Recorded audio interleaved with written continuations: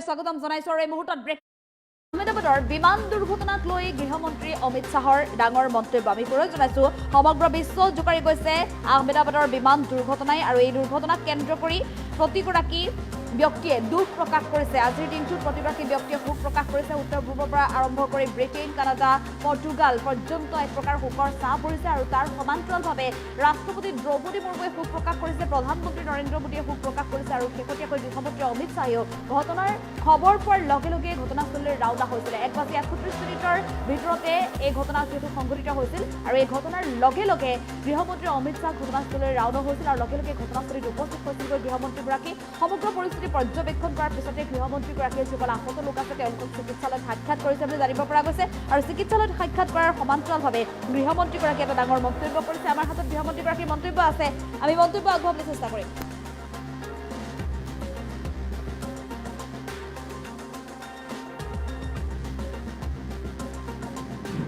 आज दोपहर को एयर इंडिया की फ्लाइट संख्या AI 171 दुर्घटनाग्रस्त हुई और कई पैसेंजर इसके अंदर हताहत होने की संभावनाएं हैं। इस घटना से पूरा देश क्षुब्ध है और पूरा देश एक साथ पूर्ण संवेदनाओं के साथ ये जो दुर्भाग्यपूर्ण हादसे में पैसेंजर हताहत हुए हैं इनके परिजनों के साथ खड़ा है। सबसे पहले मैं भारत सरकार, गुजरात सरकार, भारत सरकार के प्रधानमंत्री जी और गुजरात सरकार की ओर से भी जो लोग हताहत हुए हैं इनके परिजनों के प्रति गहरी संवेदना व्यक्त करता हूं। 10 ही मिनटों में हादसे के भारत सरकार के पास सूचना पहुंची। तुरंत ही मैंने मुख्यमंत्री जी, यहाँ के गृह मंत्री, होम डिपार्टमेंट के control room, civil aviation department, civil aviation मंत्री सभी से संपर्क किया। प्रधानमंत्री जी का भी तुरंत ही फोन आ गया और भारत सरकार और गुजरात सरकार के सभी डिपार्टमेंट एक साथ होकर राहत और बचाव कार्य में लगे। इस विमान में कुल मिलाकर 230 यात्री देश के और विदेश के और 12 क्रू मेंबर सवार थे। इसमें से एक यात्री का बचने का अच्छा समाचार मिला है, मैं उनको मिलकर आया हूं।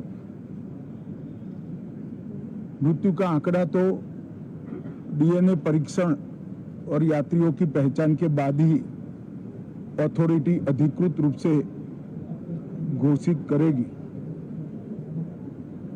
मगर जो यात्री बचा है उसको मैं मिलकर आया हूं। घटना के तुरंत बाद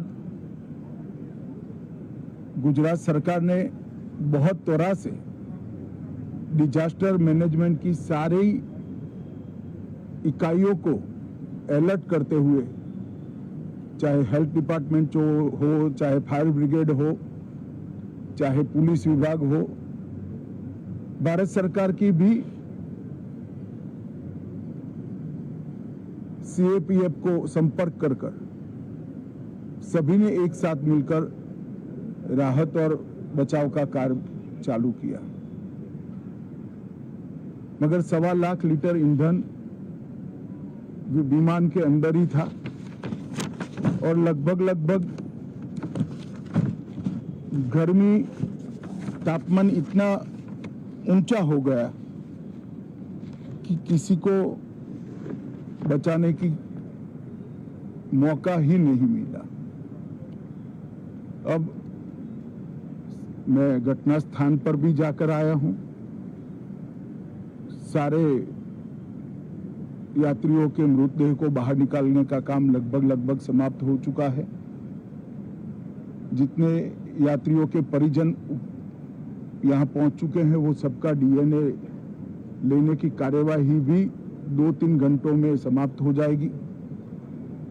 विदेश में जिनके परिजन हैं उनको सूचना देने की कार्यवाही समाप्त हो चुकी है और जैसे ही पहुंचते हैं उनके भी डीएनए सैंपल लिए जाएंगे और मृतदेहों की पहचान के लिए जितने मृतदेह मिले हैं इनके भी डीएनए सैंपल लेने की कार्यवाही समाप्त हो चुकी है। गुजरात में ही लगभग 1000 के आसपास डीएनए टेस्ट करने पड़ेंगे। ये सभी टेस्ट करने की क्षमता गुजरात में विकसित है, तो डीएनए टेस्टिंग के लिए कहीं गुजरात के बाहर जाने की जरूरत नहीं पड़ेगी। गुजरात की एफएसएल और नेशनल फॉरेंसिक साइंस यूनिवर्सिटी दोनों मिलकर कम से कम समय में डीएनए का परीक्षण पूरा करने के बाद परिवारजनों को अपना परिजन का मृतदेह सौंपने का काम करेंगे। उनके रहने की सुविधा, उनकी सांत्वना की सुविधा, जिनको मेडिकल प्रॉब्लम ट्रॉमा के कारण हुए इनकी मेडिकल की सुविधा, ये सारी व्यवस्था बहुत सुचारू रूप से हो चुकी है। अभी रिव्यू मीटिंग में सारी व्यवस्थाओं को हम सब मंत्रियों ने साथ में मिलकर देखा है। एविएशन डिपार्टमेंट ने अपनी जांच शुरू कर दी है और